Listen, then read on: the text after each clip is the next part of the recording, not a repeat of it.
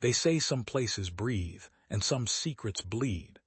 I've learned that the hardest truths aren't the ones you uncover, but the ones that find you and refuse to let go. I always considered myself a man of simple certainties, grounded in the tangible reality of a small town.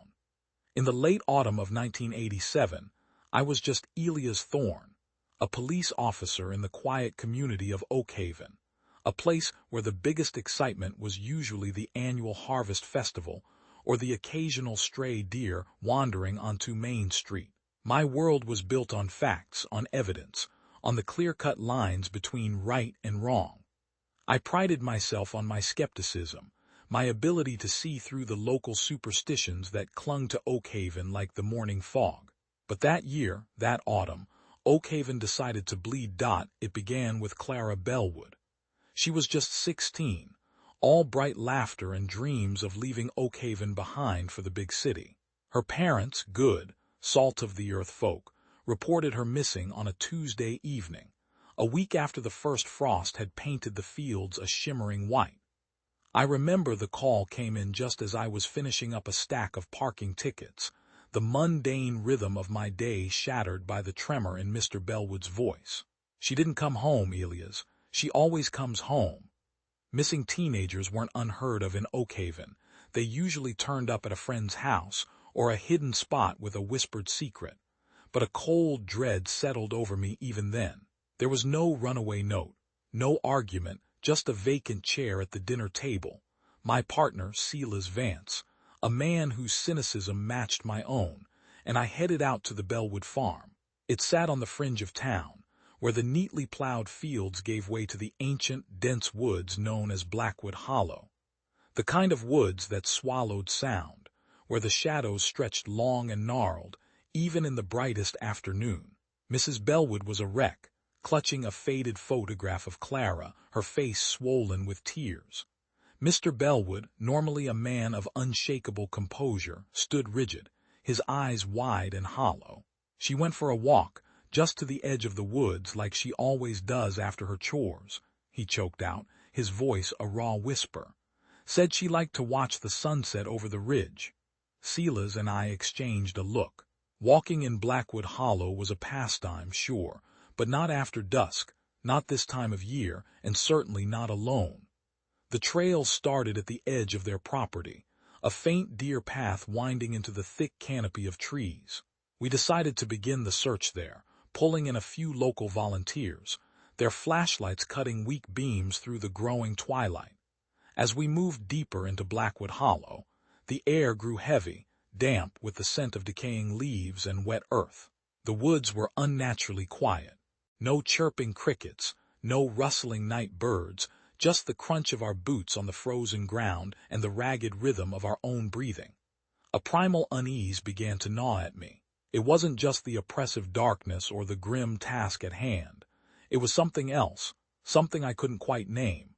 The trees, ancient and twisted, seemed to watch us, their branches like skeletal fingers reaching down. "Hear anything, Silas?" I whispered, my voice sounding strangely loud in the stillness. He shook his head, his face grim. "Just the wind, Elias, and my own damn heart." Then Silas stopped dead. "Over here," he called out, his voice strained. We rushed to his side. In a small clearing, shrouded by the deepest shadows, lay a circle of stones, blackened as if by an ancient, long-dead fire. Scattered around them were fragments of fabric, a thin silver chain, and a single small leather-bound diary. Clara's diary. My blood ran cold. The items were unmistakably hers. "Looks like someone was here," Silas said, kneeling to examine the ground, his voice hushed. "But where's Clara?" My flashlight beam swept over the gnarled trees that ringed the clearing, feeling like a single, desperate eye against an encroaching void. Nothing, just the vast, indifferent expanse of the woods. The silence pressed in, no longer just quiet but deafening. We called off the search for the night, the unspoken truth hanging between us. Something was profoundly wrong. As we walked back, I couldn't shake the feeling that we were being watched, not by a person, but by the very woods themselves. Days turned into weeks, and Oakhaven's vibrant autumn dulled into a muted, anxious pallor. We expanded the search, bringing in state police, bloodhounds, even a thermal imaging unit that whirred uselessly through the trees. Blackwood Hollow gave up no more secrets, no more clues. Clara Bellwood was gone. The Bellwoods themselves were shadows of their former selves, their hope eroding with each passing day. I found myself poring over the case files late into the night, the scent of stale coffee and desperation filling my office. My rational mind screamed for a logical explanation, but the image of that silent clearing, the blackened stones and Clara's diary, remained stubbornly, chillingly inexplicable. One restless night, driven by a gnawing feeling, I pulled dusty old files from the station archives, going back decades.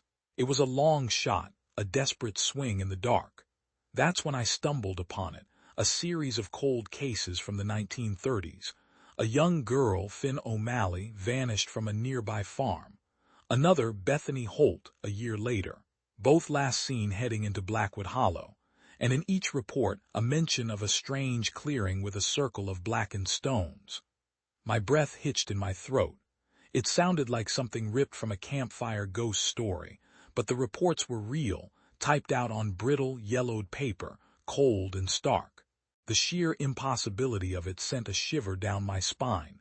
With nothing else to go on, I paid a visit to Alara Finch, Oakhaven's unofficial historian. She lived in a rambling old house filled with books, arcane maps, and trinkets from forgotten eras. Her eyes, sharp and knowing, narrowed as I laid the old case files before her. "Blackwood Hollow," she murmured, a distant look in her gaze. "It has always been thus." She spoke of local legends, hushed tales passed down through generations, stories of an ancient evil that stirred in the deepest parts of those woods. A creature known as the Echo Weaver, said to lure the young and innocent, not into death, but into a different kind of disappearance, a weaving of their essence into the very fabric of the hollow itself. Skepticism battled with a creeping dread within me. "A fairy tale, Mrs. Finch," I said, trying to steady my voice. "People don't just vanish into the woods because of a legend." She gave me a look that spoke volumes. "Every legend, Officer Thorne, holds a grain of truth. Sometimes that grain is a seed and it grows in the dark." She spoke of the Echo Weaver's methods, whispers carried on the wind, faint melodies, familiar voices calling out names, drawing its victims deeper into the labyrinthine paths until they were utterly lost, their reality reshaped. Armed with this unsettling new perspective, Silas and I returned to the clearing. This time we brought more than flashlights. We brought a metal detector, ground-penetrating radar, anything that might uncover a hidden chamber, a buried well, something tangible. The metal detector screamed near the ring of stones. We dug carefully, unearthing more fragments of fabric, some antique buttons, and then a rusted locket. It was older than Clara's, its metal tarnished, but when I carefully pried it open, a faded tintype photograph of a young girl, dressed in the fashion of the 1930s, stared back. "Could be Finn O'Malley," Silas murmured, his voice uncharacteristically subdued. "Or Bethany Holt. But how did it get here? Why wasn't it found before?" As we were packing up, preparing to leave the oppressive quiet of the clearing, I heard it. A faint whisper, like a breath against my ear, carried on the chill wind. It was indistinct at first, then clearer, a soft, almost plaintive cry. "Elias, help me." I froze. My blood ran cold. It was Clara's voice. I spun around, my flashlight beam cutting through the gloom, but Silas was preoccupied with the equipment, his back to me. "Did you hear that?" I demanded, my voice raw. He looked up, confused. "Hear what?" The whisper came again, louder now, more insistent, pulling at something deep inside me without thinking. I grabbed my flashlight and plunged deeper into the woods, following the sound. Silas, a skeptical frown etched on his face, hesitated for only a moment before following, his own flashlight beam bobbing frantically behind me. We pushed through thick underbrush, the whispers growing louder, more desperate, pulling me like an invisible thread.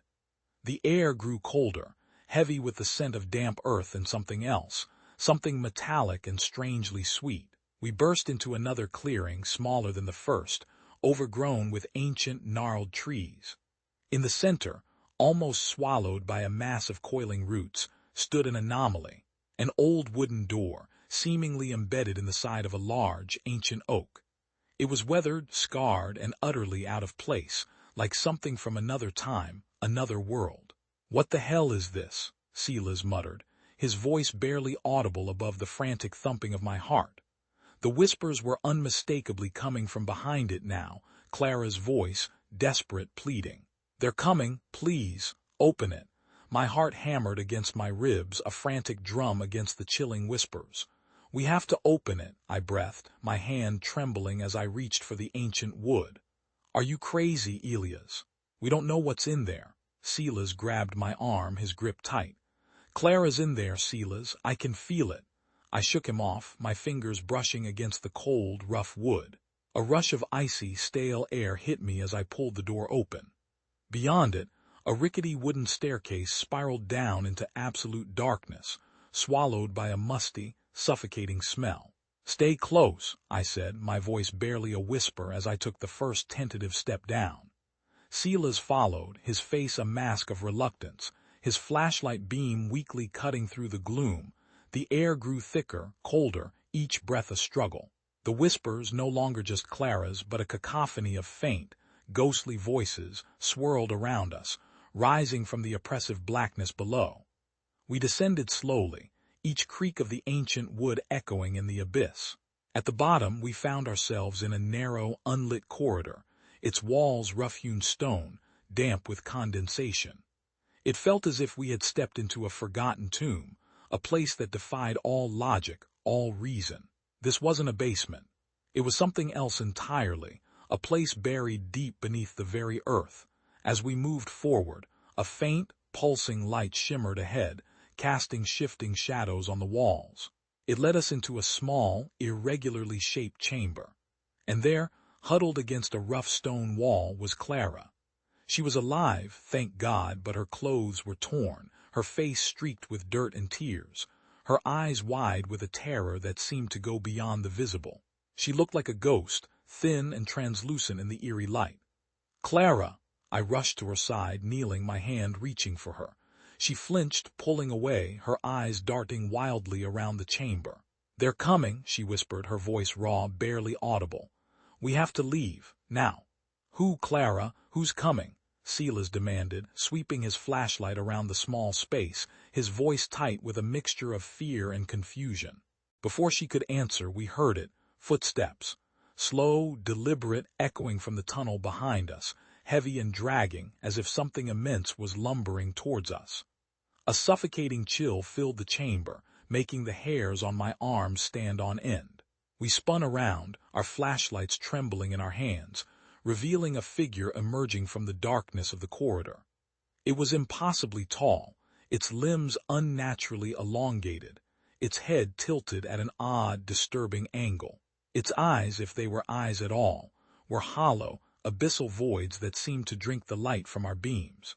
It moved with a slow, deliberate purpose, drawing closer with each heavy, scraping step.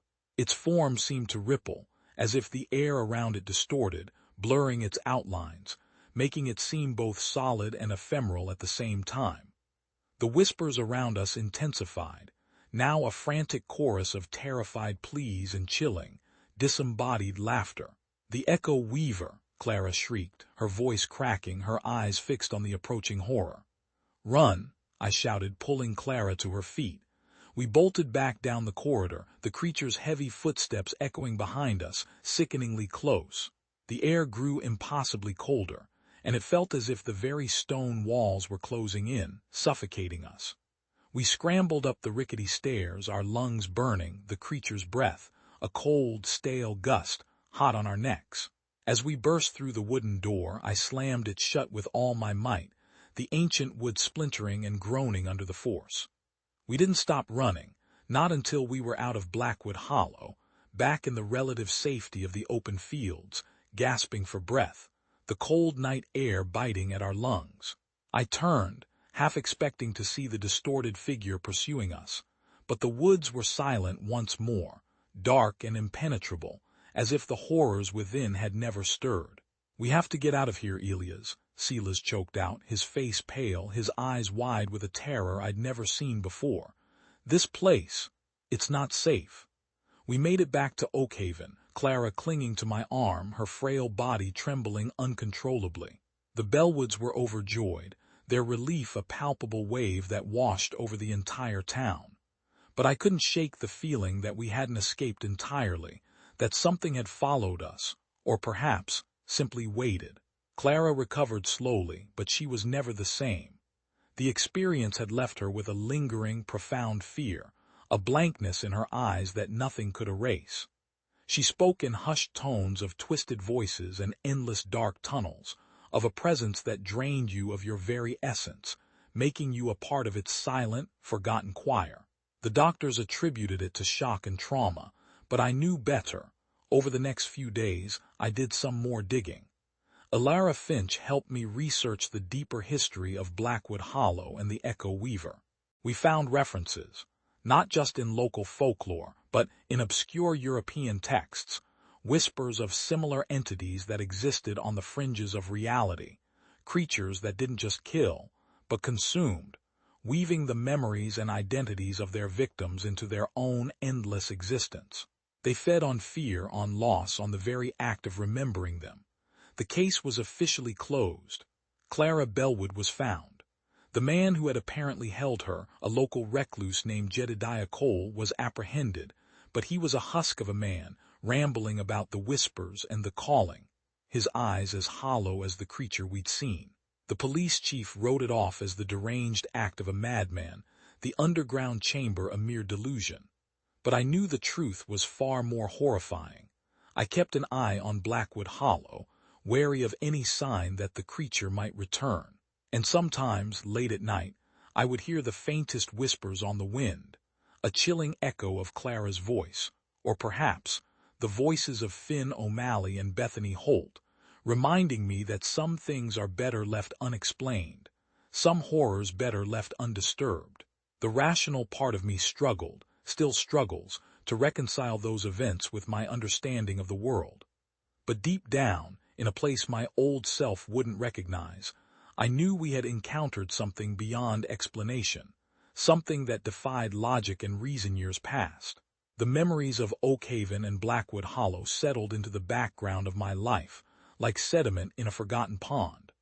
I transferred departments, moved to a larger city, chasing the kind of cases that made sense, that offered clear resolutions. I tried to forget, to bury the lingering dread beneath layers of routine and logic.